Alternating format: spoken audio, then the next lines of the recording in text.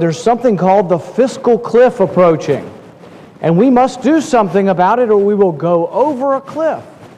But if you want to fix and do something about going over a cliff, you got to know what is the fiscal cliff. Well, the fiscal cliff apparently is taxes going up. So it must be a bad thing if your taxes go up. People have said, well, it's kind of like having people drowning. And people are drowning. Well, what does that mean? That's a bad thing. Taxes going up is a bad thing. So what are they telling us? Let's save 98 out of 100 of them. Well, that sounds pretty good. I'm for saving as many as we can. But that sort of implies that our policy is that drowning is a good thing. That we're going to let 2% drown. That raising taxes is bad if it happens to everyone. It's a cliff. But it's okay if it only happens to one or two people, and maybe you don't know them, and maybe they're rich people and we don't care. But anybody work for rich people? Anybody know somebody who works at a car lot selling expensive cars, but that person only makes $40,000 a year, but he sells cars that are purchased by rich people? Anybody ever remember the yacht tax? We were going to go get those rich people. They had a special tax on yachts. Guess who lost their jobs? The working guy making $50,000 and $60,000 a year making the yachts, because the rich people went to the Bahamas to buy their yachts. This isn't about getting rich people. This is about what it will do to the economy, what it's going to do to the average middle-class person who works for a rich person. But you have to understand what the fiscal cliff is. You have to understand that the president is telling you that it's a cliff and it's bad, and everybody on television thinks it's terrible to go over the cliff. What is the cliff? Taxes going up. But if it's bad for taxes to go up for a bunch of people, why is it good for taxes to go up only on a small portion of people? You say, well, they're rich, they can afford it. Here's the problem. The rich pay most of the taxes in our country. The top 2% pay half of the taxes. So what you're saying is they're rich and they can absorb it, but that's half of the nation's income will have increased taxes. You will take money from the productive sector, which is the private sector, and you will put it into the non-productive sector, which is Washington. So if you want ditches to be dug and then to be filled up again, send more money to Washington. But if you want jobs to be created, if you want the economy to thrive, you should want to leave that money in your community. It shouldn't matter to you whose money it is or who has it. You want that money. In my case, we want that money in Kentucky. We don't want to send it to Washington because there's no objective evidence that the money is well spent up here. There's no objective evidence that we are good with money up here, so we shouldn't send more money up here. We should leave more money in the private sector. Now, Milton Friedman recognized this when he said, nobody spends someone else's money as wisely as you spend your own. That in a nutshell, that in one sentence, explains to you why the private sector is more efficient than the public sector. The public sector, it's not our money. It's not their money. So those of up here who will spend it, that's why they spend $1 trillion more than they have each year. That's why they break their own budgetary rules. That's why there's no budget. That's why we live in an era of runaway spending. That's why your government is insolvent, your government is bankrupt, and guess what? When you raise taxes on 2% of the people, there's a chance you don't get any more tax revenue. Because when you raise tax rates, you sometimes get less revenue. And the converse is true. Sometimes you lower rates and you actually get more revenue. In the 1920s, we lowered tax rates and we got more revenue. And guess what? The rich paid a higher percentage of the revenue when we lowered rates. We did it again in the 1960s under Kennedy. We did it again under Reagan. We grew at 7% one year under Reagan because we lowered rates and we unleashed an economic boom. That's what you want. Do you want a government that just is envious and jealous and wants to punish people? Or do you want a government that has sane and rational policies that allow the economy to grow? That's what happened in the 1980s. We had 7% growth one year. We had millions of jobs created. Mark my words, you will raise tax rates and you'll feel good because you went after and you got those rich people because you said you were, you campaigned against rich people, and you got enough envy whipped up in the country, and you're going to get them, you're going to stick it to those rich people. But guess what? You may not get any more revenue, you may not get any more economic growth, but you can say, I stuck it to the rich people. That's what we're talking about. And some of you may say, well, we're going to do this, but maybe we'll do something about spending at the same time. The one thing they've taken off the table is spending restraint. There will be no spending restraint. In fact, whatever deal comes out of here will increase spending. That's part of the deal. We're going to raise taxes and we're going to raise spending. Tell me what's good about that. There is a cliff approaching. It's not the cliff you hear about on TV. The cliff is a debt cliff. There's a debt crisis in our country. We now have a debt that equals our GDP. Our debt equals our economy. We are borrowing, while we're today dithering over a deal that will do nothing, we will borrow $4 billion today. We are borrowing $50,000 every second. Each man, woman, and child in this country owes more per capita in debt than they do in Greece. So by all means, let's complete a deal today so we can go home. Let's complete a deal. Let's raise taxes. Let's stick it to those rich people. Let's not touch spending, and let's pretend as if we've done something. The deal will do absolutely nothing to save this country.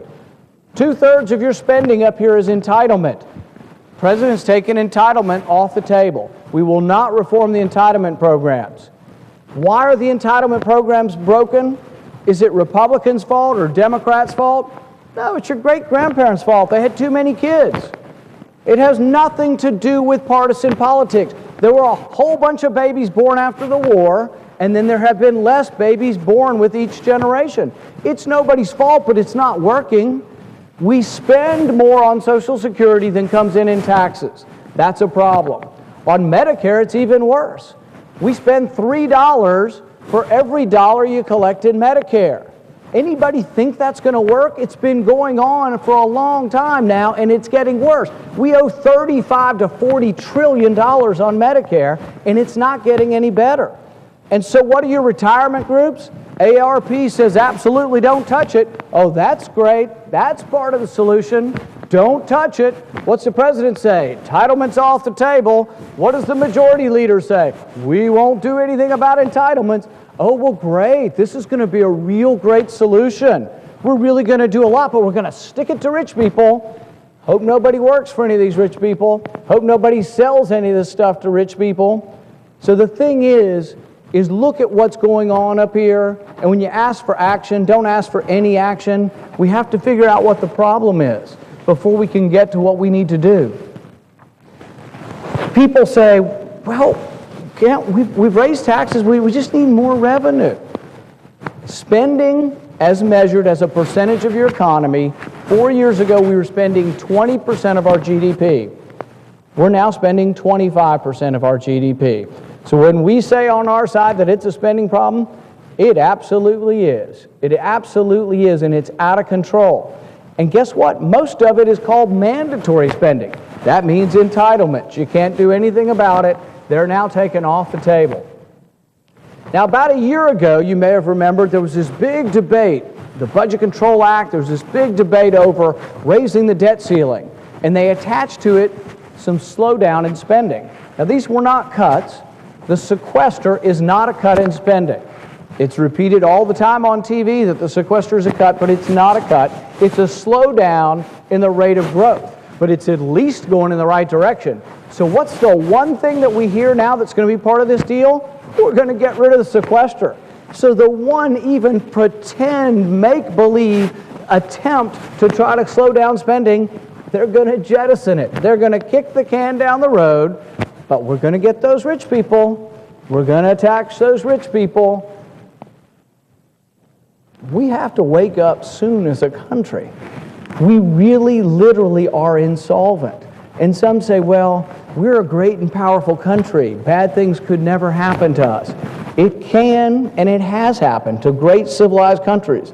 Do you know what they do? Great and civilized countries can destroy their currency. We have printed trillions upon trillions of dollars, and we're in danger of destroying the very value of your currency.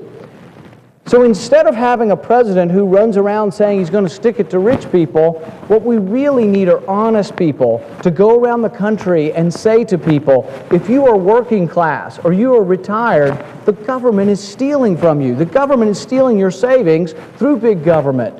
So on the one hand, they offer you something. They offer you baubles. They offer you something for free. Here's a cell phone. Just take the cell phone and vote for me. It'll be okay.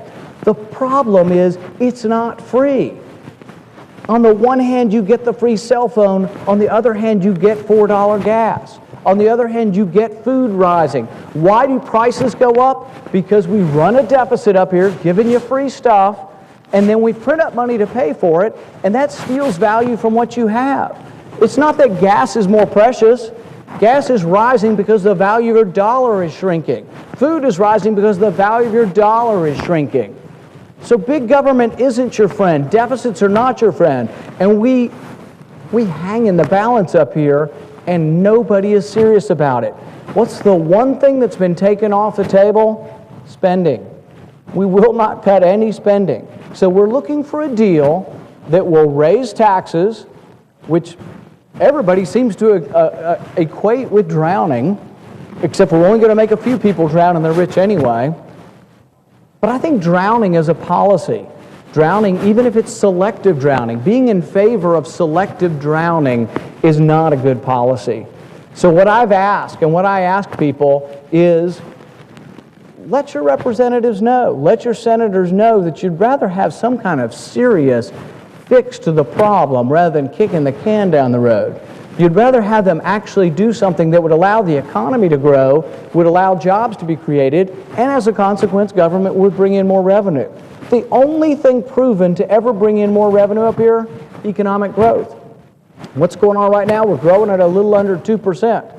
When the president 2 years ago extended all the tax rates and chose not to raise tax rates, we were growing faster. And he said, we don't want to rock the economy, and he agreed to extend all tax rates. But now, I think he's hell-bent on raising taxes. So realize that what you're going to get is raising taxes, more money taking out of the private sector and given to government, the inefficient sector. Don't count on that new money coming in going to make the debt smaller. Count on it funding more programs. You'll notice, if you look carefully at whatever this fiscal cliff deal is, that there won't be spending cuts, but there will be spending proposals. So we're going to try to tax rich people more and get more money. May not work, because often you raise rates and get less revenue. We're going to try that, but we're going to take the money that we get from rich people, and we're going to immediately spend it on more foolhardy programs, what we've been doing up here. So we're not going to fix the problem, we're going to perpetuate the problem. So what I would argue for is we should be doing the opposite. We, the Republican Party, the party of limited government and low taxation, should have no part in this. We should have no fingerprints on this, and we should in no way support anything that raises taxes because it's bad economic policy.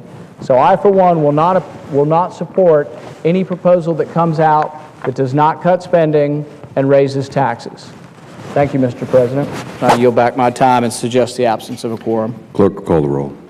Mr. Akaka.